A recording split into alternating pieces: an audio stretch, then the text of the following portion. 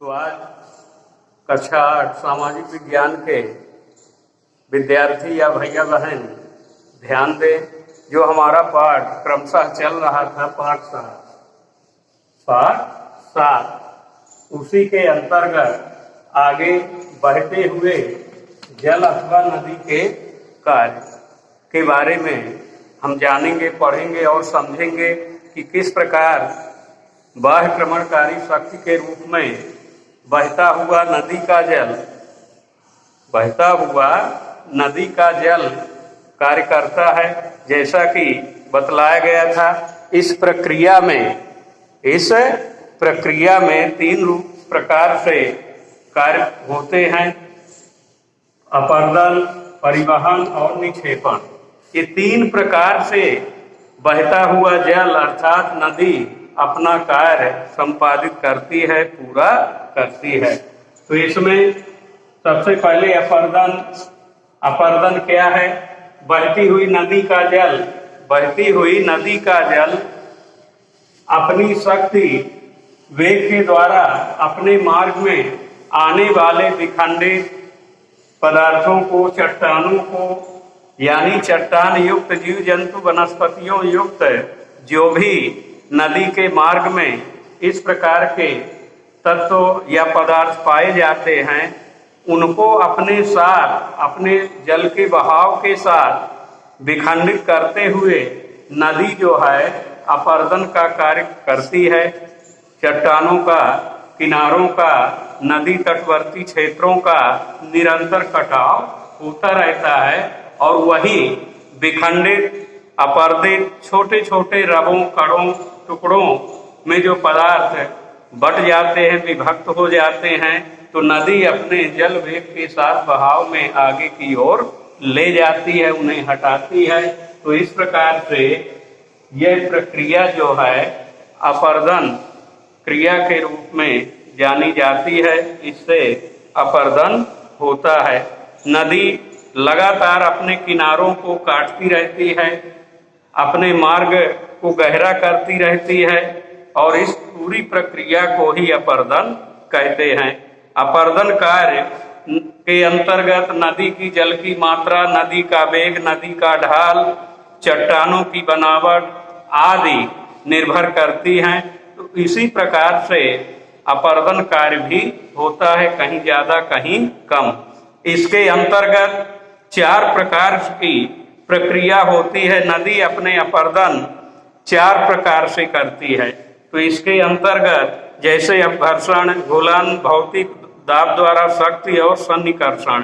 तो इस प्रकार से अपघर्षण बहाव के साथ साथ चट्टानें टुकड़े टुकड़े के रूप में विभक्त होकर नदी अपने जल के वेग और दबाव बहाव के कारण उन्हें कुरसती रहती है, तोड़ती मड़ोड़ती रहती है, विखंडित करती रहती है।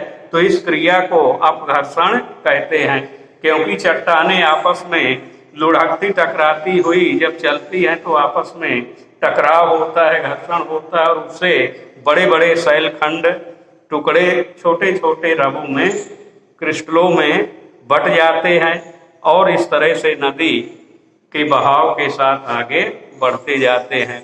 घुलन, नदी के संपर्क में आने वाले घुलनशील पदार्थ, रासायनिक, वनस्पतिक आदि जो हैं, रासायनिक प्रक्रिया के रूप में भी इनका कार्य होता है और इससे घुलते हुए पदार्थ जो हैं नदी के जल के साथ घुल मिलकर और आगे बढ़ते हैं। भौतिक दाब शक्ति, नदी का बहता हुआ जल अपनी शक्ति वेग के साथ बड़ी बड़ी चट्टानों को, उनके जोड़ों को ढीला कर देती है, यानी चट्टानों की जो पकड़ है वो क्या हो जाती है, कमजोर हो जाती है। तो इस प्रकार की प्रक्रिया भौतिक दाब शक्ति द्वारा संचालित होती है। सन्निघर्षण, लुढ़कते बहते हुए कंकड़ पत्थर आपस में एक दूसरे से टकराते रहते हैं, जिससे उनमें अधिक टूट फूट होती रहती है और छोटे छोटे टुकड़ों में, रबों में बदल जाते हैं और उसी से रेत, बालू आदि का निर्माण भी होता है। तो इस प्रकार से अपर्दन कार्य के अंदर ये 4 प्रक्रियाएं होती हैं। अब आगे मुख्य रूप से अगली कार्य विधि के रूप में नदी के अपर्दन से निर्मित शिलाकृतियां, नदी अपने अपर्दन चक्र के समय किस प्रकार की शिलाकृतियों का निर्माण करती है, तो इसके अंतर्गत कई प्रकार की ऐसी भू आकृतियां नदी के अपवाय क्षेत्र में मार्ग में बनती हैं और उनको हम प्रत्यक्ष या अप्रत्यक्ष रूप से देख भी सकते हैं। ऐसे उदाहरण नदियों द्वारा निर्मित शिलाकृतियों के हमारे देश में ही अलग अलग राज्यों में मौजूद हैं, खासकर वहाँ जहाँ पहाड़ी पर्वतीय क्षेत्र से बड़े वेग से आगे की ओर नदी का बहाव होता है। तो ऐसी प्रमुख शिलाकृतियों में बड़े बड़े महाखड्ड या गार्ज, कैनियन, भी आकार की घाटी, जलप्रपात, क्षिप्रिकाएं जैसी आकृतियां निर्मित हो जाती हैं, जिन्हें हम देख भी सकते हैं और समझ भी सकते हैं। ऐसे उदाहरणों को हम स्वयं जान सकते हैं कि किस प्रकार से नदी अपने अपवाह मार्ग में जब आगे की ओर बढ़ती है तो अपने रास्ते में एक नहीं अनेकों प्रकार के कार्य करती हैं और उससे जो शिलाकृतियां निर्मित होती हैं उनके उदाहरण देखे जा सकते हैं। तो इसमें मुख्य रूप से देखें महाखंड, भी आकार की घाटी, जलप्रपात जैसी निर्मित शिलाकृतियां। तो महाखंड नदी अपने ऊपरी भाग से अर्थात अपने उद्गम मार्ग से होकर जब आगे की ओर बढ़ती है तो वह अपना कार्य करती है और बड़े पहाड़ी पर्वतीय क्षेत्र से गुजरते हुए जब नीचे की ओर आती है तो बहुत ज्यादा कटाव करती है पर्वतीय पठारी पहाड़ी क्षेत्रों का, तो उससे जो है गहरा, बड़ा गहरा महाखंड खाई नुमा क्षेत्र निर्मित हो जाता है। चट्टाने कट कट कर दीवार की तरह खड़े ढाल वाली निर्मित हो जाती हैं और ऊपर से देखने पर ऐसा लगता है कि जैसे इन्हें कोई काट कर बड़ी बड़ी चट्टानों को बनाया हो। तो यह निरंतर प्रक्रिया नदियों के माध्यम से होती रहती है। खासकर वर्षा ऋतु में जब नदी का जल बड़े वेग के साथ आगे बढ़ता है तो सबसे ज्यादा यह कार्य नदी के रूप में होता है। तो इस प्रकार से नदी अपनी तली और पठारी ऊंचाई क्षेत्र से नीचे की ओर जब आती है तो चट्टानों को खुरच कर, तोड़कर, विखंडित कर उस भूभाग को, उस पहाड़ी पर्वतीय क्षेत्र को बिल्कुल गहरा बना देती है, जिससे बड़े बड़े महाखंड, कंदराएं, खाइयां जैसी आकृतियां निर्मित होती हैं। फिर आगे भी आकार की घाटी, जैसा कि चित्र में भी दिखाया गया, भी अंग्रेजी के भी अक्षर की तरह नदी जब अपने उद्गम स्थल से, खासकर ऐसी नदियां जो पहाड़ी पर्वतीय क्षेत्र से निकलती हैं और नीचे की ओर जब बड़े वेग के साथ अपने रास्ते में चट्टानों का कटाव करती हैं तो बहुत जगह ऐसी आकृति बनती है अंग्रेजी के भी अक्षर की तरह।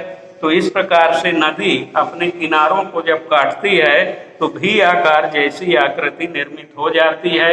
इसे ही भी आकार की घाटी कहा जाता है, जो नदियों के इस अपर्दित कार्य के द्वारा ही ऐसी शिलाकृति के रूप में निर्मित हो जाती है।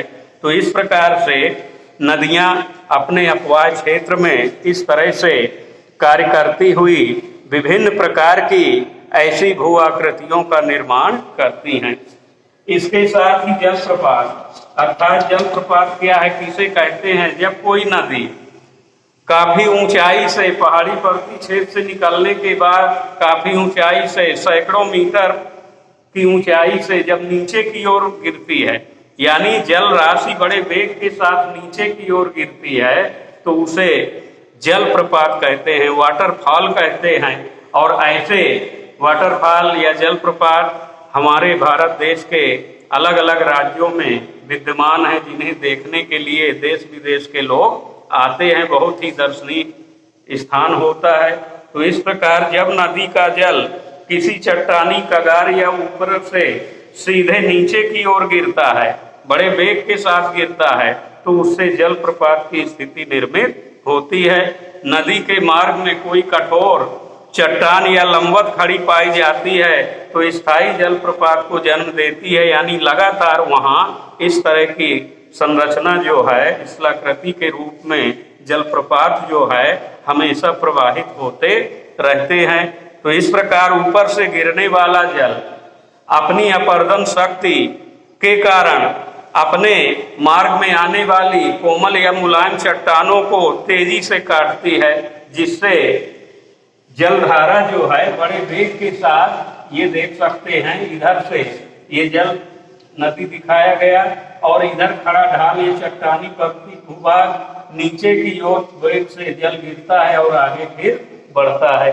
तो इस प्रकार जो है कठोर चट्टाने, मुलायम चट्टाने या धरातल का मुख्य पृष्ठ जो है दिखाई देता है और ऊंचाई के आधार पर इस प्रकार से जब नदी अपने उद्गम स्थल से नीचे की ओर पहाड़ी पर्वतीय क्षेत्र के ढालनुमा क्षेत्र से आगे बढ़ती है, तो इस प्रकार से शिलाकृतियों का निर्माण होता है।